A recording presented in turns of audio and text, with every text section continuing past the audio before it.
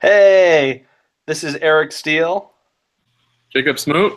and we are doing for part two. We're addressing questions 7 and 8. So the first question is from chapter 8, and it says, "Which species of which finches often interbred, and in what ways were the hybrids the fittest finches on the island?" So Fortis Philipinosa and Fortis scandens were two of them.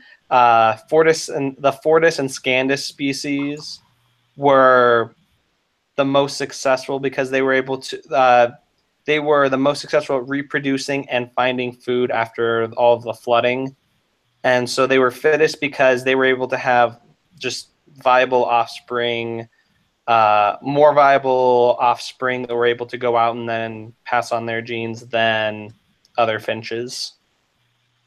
Yeah, just to point you guys to a specific part of the book on page 125, it talked about how on the grounds of fitness and how these hybrids were more fit, it says that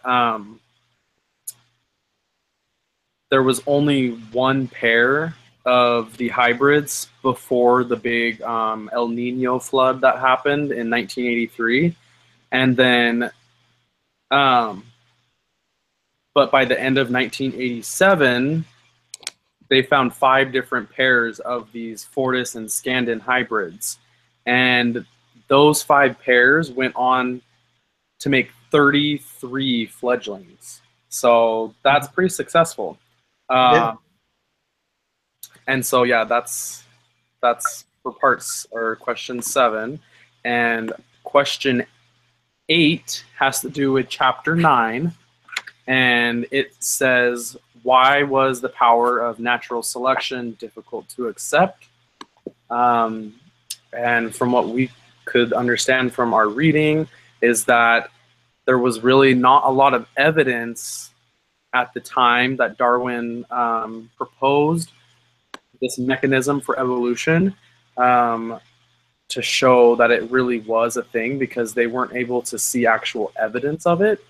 And so it was disregarded heavily due to the inability to have evidence and data like we do now have. And so, Yeah, it takes time in order to be able to study and see just changes that take place over several generations. And so they just believe that natural selection couldn't really happen in just one lifetime. And now we know that natural selection can actually happen a lot more quickly than was originally thought. But it was a big stumbling block in the idea of natural selection at the time when Darwin first brought it up.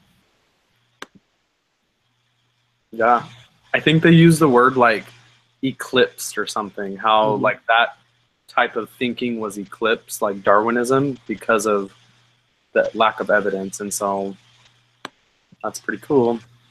Yep. And so, but yeah, that's what we have for questions 7 and 8 from Beak of the Finches. Hope you enjoyed it. Yep.